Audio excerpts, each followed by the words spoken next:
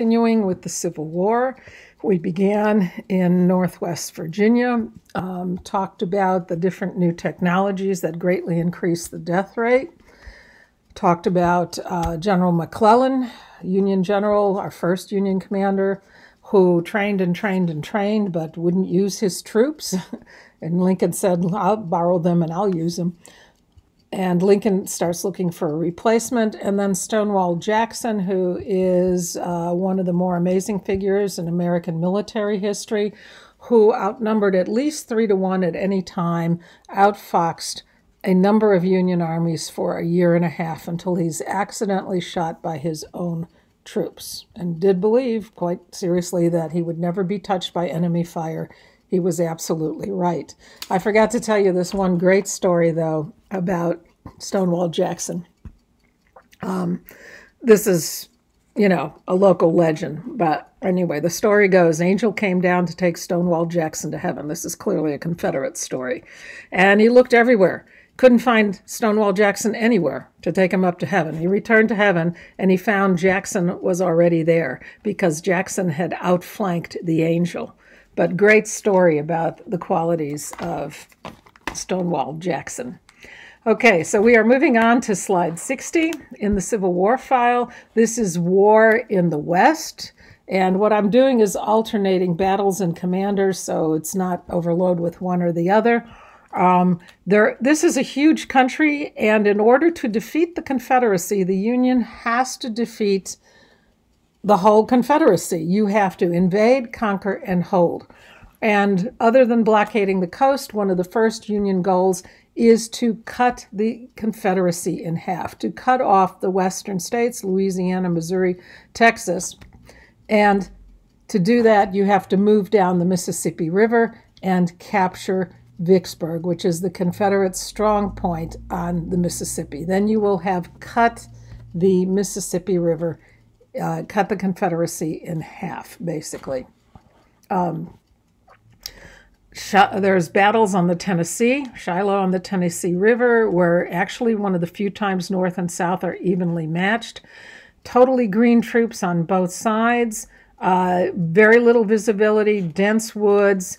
And this is one case where these absolutely green, untested, basically Illinois farm boys retreated, Union troops retreated to the river, but under 12 Confederate assaults before they finally surrendered. Huge casualties. Again, any Civil War battle, 2 words, mass slaughter, 23,000 casualties in a day. And as one commander said, you could walk over the fields on the bodies of the dead soldiers without touching the ground. The only reason that the North got out of that battle at all is reinforcements came up, and the South had to retreat back to the Georgia border. But the key battle here is Vicksburg. If you look at slide 63, 64, you see the map of the Mississippi. The Union has moved south on the Mississippi. She has also taken New Orleans very early in the war and is moving north. Vicksburg was on a big bend in the Mississippi River, surrounded by very low-lying swampland, an almost impossible point to take. Grant, who is lead commander in the West, he is not commander of all Union forces yet, but was in charge of the Vicksburg campaign. His second in command is William Tecumseh Sherman, who shows up later. But Vicksburg is the last Confederate stronghold. It is built on a cliff, as you can see in that second slide. The riverside was heavily armed, and Grant tried several times in a head-on assault, including Union boats, gunboats, and couldn't take it. He puts the city of Vicksburg under a 6-week siege. No supplies in, nobody can leave. There are 31,000 Confederate soldiers, and in addition, another 30,000 civilians, who in the course of 6 weeks begin to starve to death. So they begin to get huge losses. Grant shelled Vicksburg steadily, but they did not surrender. And it looked like they were going to starve before they surrendered. They refused to surrender. So Grant can't stay there for a year waiting for them to starve to death. So what he did, he tried a number of different approaches through a number of different bayous, very low, swampy ground. None of them worked out. And he finally gave up trying to have an assault with gunboats or even troop boats, and got his men on foot. They circled around finally and attacked Vicksburg from the back, which was not what anybody in Vicksburg expected. The land side of Vicksburg, very low and swampy, was not heavily fortified at all, and Grant finally takes Vicksburg. Vicksburg falls on July 4th, 1963. That's an important date. Okay, so Grant. Who is U.S. Grant? Slides 61, 62. You can even see the difference here, even in these photographs. Mentioned earlier, his parents named him Ulysses, and when he becomes a general in the Army, it immediately becomes U.S. Grant. They said, find a middle name with S. His mother's middle name was Simpson, so he said, I'm Ulysses Simpson Grant. Became very quickly unconditional surrender Grant. He is not what you would imagine to be a military general. He was short. He's only about 5'6". He was always very shabby. That first photograph is one of the only times you can even find him in uniform. He didn't have a good education. Graduated from West Point near the bottom of his class. The only thing of note in the Mexican War is when he dragged that cannon up to the top of a church steeple and cleared the way for the troops to go. So he has some military experience, but undistinguished. After the Mexican War, he returned to his hometown of Galena, Illinois, on the Mississippi River. He ran a store. The store failed. He did a number of other jobs, exactly like John Brown, and had a hard time making a living and supporting his family. Probably because of this, he started drinking. He was a person with an alcohol problem, no question about it. He would never drink during a battle. He never drank before a battle, but the minute the battle was over, where's Grant? He's in his tent, dead drunk to the world for several days. He wouldn't drink when his wife and family were around. He had several sons, but they were not in the campaign the whole time. And when he was away from them, they had to be very careful that he was kept away from liquor because he would drink and drink to get absolutely drunk. He also, in an early battle, a reporter was there and mentioned that Grant was smoking a cigar the whole time. Actually, he wasn't smoking it. He was chewing on a cigar the whole time.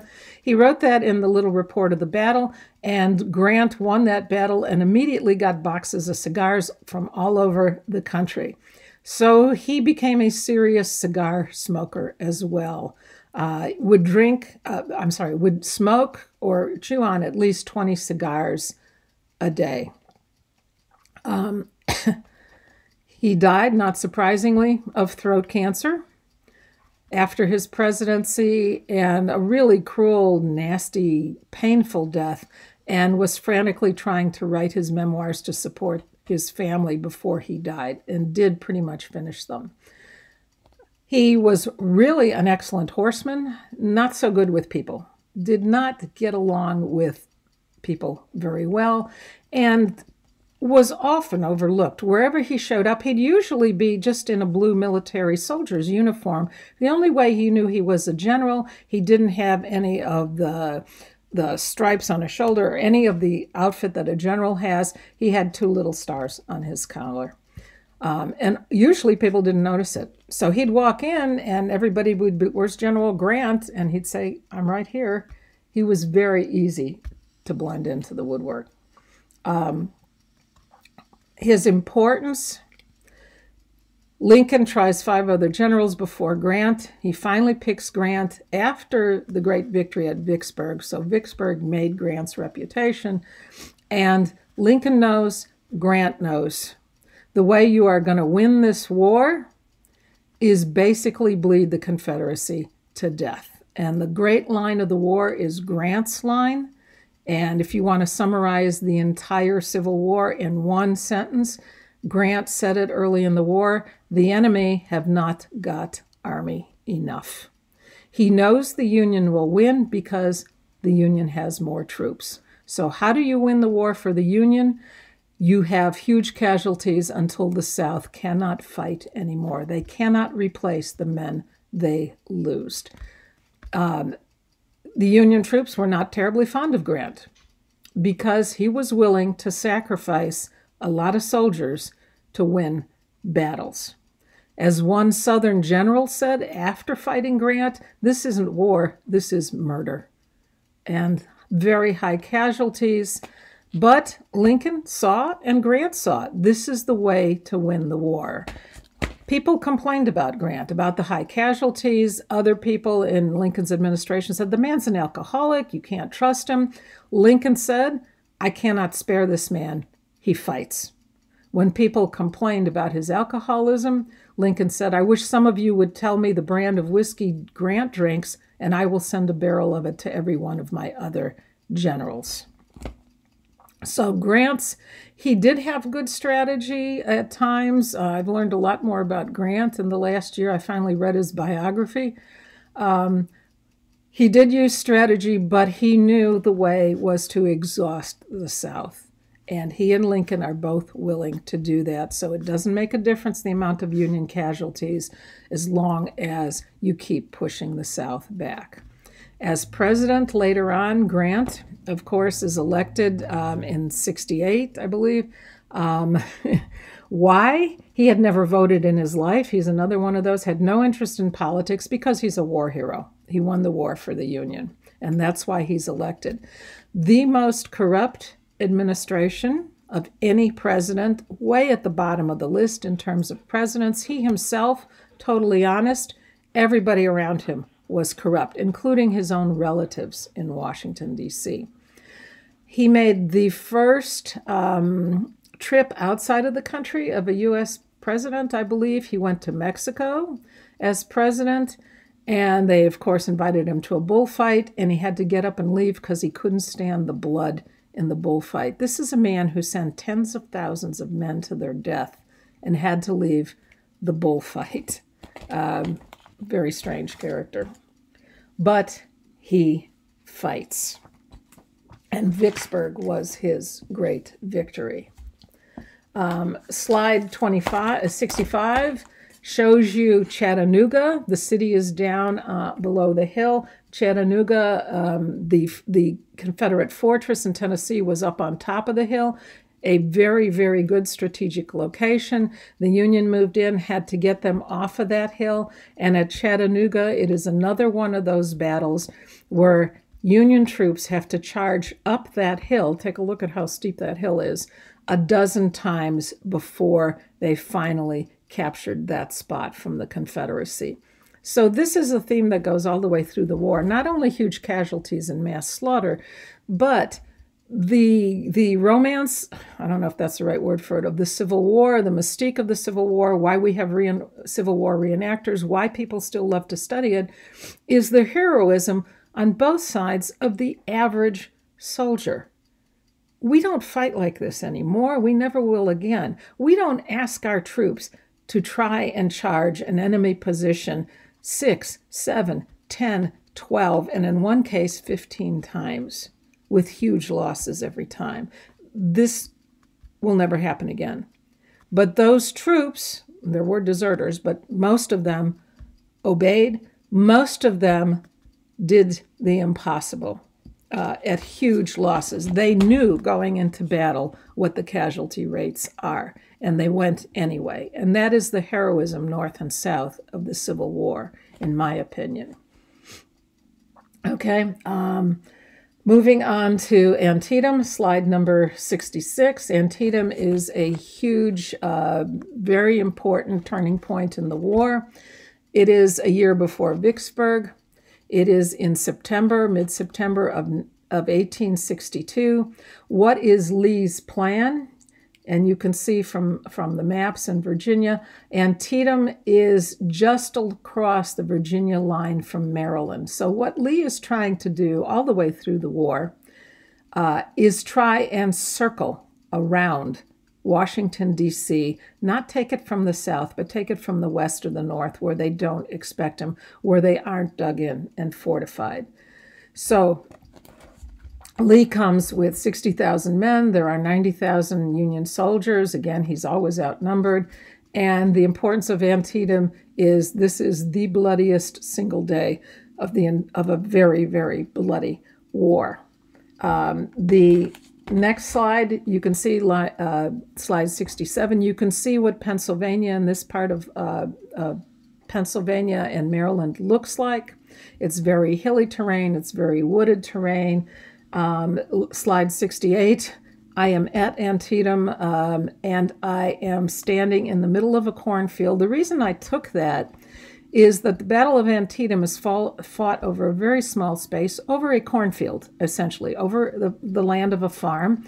And in Texas, we also grow corn, but this is the east. There's a lot more rain, and the corn is 7 and 8 feet tall. So when these soldiers are charging through the cornfield, they can't see a thing.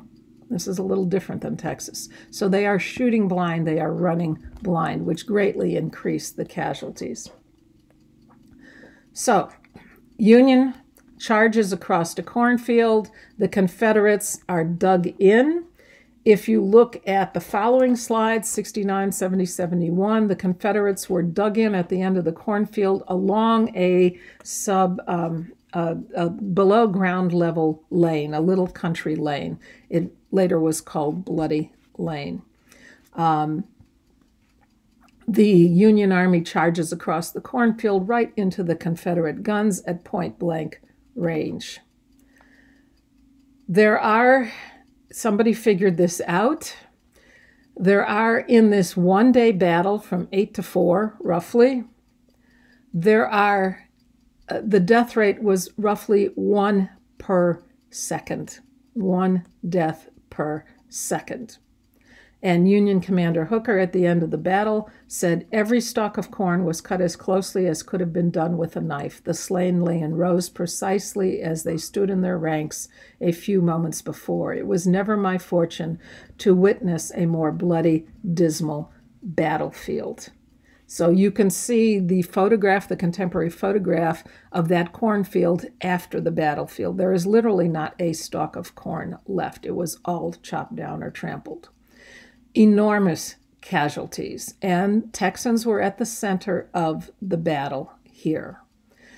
Hood's Texas Rangers, General Hood brought 4,300 Texans who fought at Antietam and fought afterwards. At the end of the Civil War, of 4,300 Texans, 617 remained alive. So this gives you an indication of the death rates in the Civil War.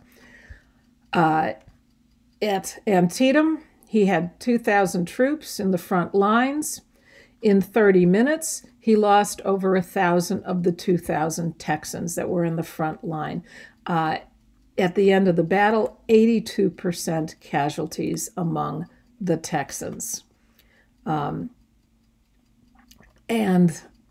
great quote from a Union soldier who found the Texas regimental flag, and I'm quoting from the Union soldier, 13 men dead within touch of the flag and the body of another Texan stretched across it. This is the heroism of the war, North and South, that these men went into enemy fire and did not run. They walked into enemy fire. It's incredibly heroic. So casualties at the end of that day, 12,500 in the north, 10,500 in the south, 8,000 total by 10 a.m. in the first 2 hours, literally 1 a second being shot down. The South retreated. Really, the battle is a draw, North and South, because of the huge casualty rates, but the Confederates retreated, they trying to preserve their troops. And you will see in slide 72 and 73, They retreated across a bridge, and Lee's trying to get his wounded, trying to get his injured, trying to get his troops away from the Union troops. The Union troops did not pursue them. They possibly could have crushed the Confederate Army at that point, but they did not pursue. When Lee crossed that bridge, which still exists today, there's the old photograph of the bridge and the contemporary bridge today, he left 400 of his sharpshooters, of his riflemen, on top of the ridge on the other side of the bridge. And this is another great example in the Civil War of the importance of terrain and any small advantage. Buildings, a stone wall, a hill, a ravine, anything to stop enemy fire. So those 400 rebel sharpshooters held off 12,000 Union troops for 4 hours until Lee's army could retreat. Otherwise, Lee's army could have been crushed at that point, but he was not pursued. So the importance of Antietam, mass slaughter, although it's technically a Union victory, bloodiest single day of the war. The other importance of Antietam is less than a week later, Abraham Lincoln issues the Emancipation Proclamation, and I'm going back to slide 66. This is another black and white gray area in American history. Did Lincoln free the slaves? Yes and no. Maybe, maybe not. Okay, we talked about Lincoln's attitude towards slavery. Slavery is terrible. African Americans are not equal in their present state. And a week later, Lincoln has been waiting for a Northern victory. Antietam wasn't a great Northern victory, but technically it was. And Lincoln issues on his own, with no consultation with his advisors in his cabinet, with no consultation with Congress, he issues the Emancipation Proclamation. And you have to look at that document carefully. Why is he doing this? Lincoln is a very, very good politician. Up until this point, the war has been to preserve the Union, to stop Southern states from seceding. Now, in the fall of '62, this is a year and a half, close to 2 years after the war has started, Lincoln is changing the war to not only ending secession and preserving the Union, but also to free African Americans. He knows, number one, Europeans are watching this. If it's a war to end slavery, then Britain and other European nations definitely cannot ally with the South. Number two, he will get more recruits and more people in the North to support the war if it is not just to preserve the Union, but also a moral cause to end slavery. Because many Northerners, the Copperhead Party, was saying, just let him go. It's not worth it. We don't care about it. Now you've changed the war. Look at what exactly the Emancipation Proclamation does. First of all, it doesn't free anybody. It doesn't take effect until January 1st of 1863, which is 4 months after it is issued, it is announced. So it doesn't free anybody immediately. On January 1st, the proclamation frees only those slaves in rebel-held territory. And Abraham Lincoln can do this with presidential war powers, of course. Okay? Think about this. If the rebel army is in the southern states, how can you free the slaves where the Confederate army is? You can't. Why didn't he free the slaves in the border states where the Union troops had already moved in? For very political reasons. You cannot alienate the border states. You do not want them to secede. I hope to have God on my side, but I must have Kentucky. And the border states did not secede. So what he is doing is freeing slaves in territory where the Union has no power at all. But as the South moved, as the Union Army moved further and further south, when slaves find out that they are technically freed, they begin to run away, they begin to join the Union troops, and they begin to weaken the Confederacy as well. Thousands of African Americans served in the Union Army by the end of the war. Okay? Lincoln said, if I could preserve the Union by freeing all the slaves, I would do that. If I could preserve the Union by freeing none of the slaves, I would do that. If I could preserve the Union by freeing some and not others, I would do that also.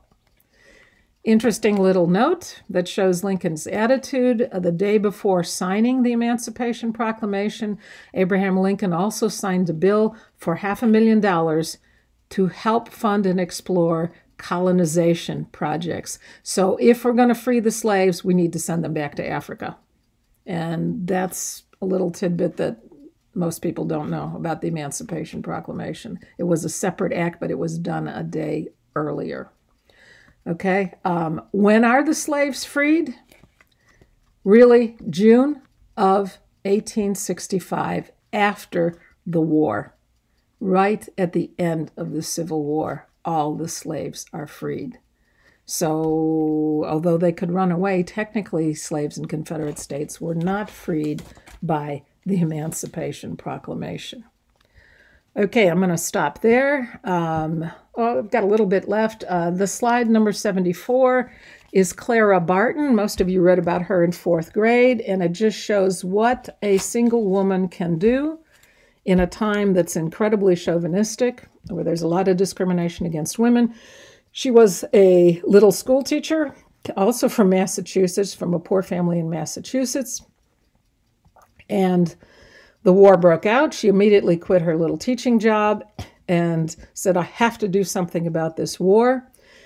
Went by herself, followed Union troops, not into battle, but after the battles, began to help injured, wounded Union troops. So she would bring them water.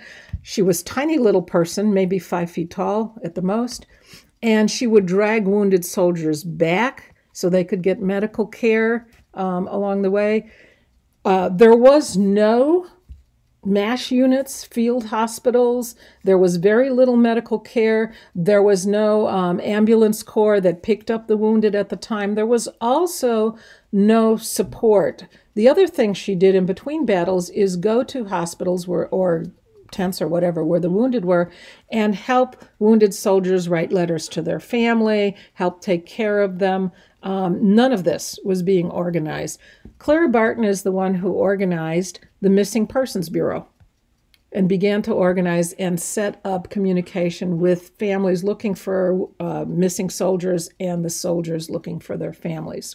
She also organized an ambulance corps, people who would go in after a battle and help evacuate the wounded. Totally courageous. 2 quick stories about Clara Barton. She is sitting in the middle of a Civil War battle and, cradling in her lap a dying soldier, trying to give him some water. Stray bullet comes, hits the guy right in the head, holding his head in her lap, and he dies instantly. She puts him down. I would have run screaming at that point. She puts him down, goes on to the next wounded soldier. The other great story about Clara Barton is she always carried a knife in her boot, not because she would be attacked north and south. People didn't do that as much. But as she walked through these battlefields after the battle, there was so much blood on the ground that her long skirts, remember women wore long skirts, her long skirts would get soaked in blood so she could barely walk. So she kept the knife because as she walked through the battlefield, she would cut off her long skirts at the knee so she could at least move.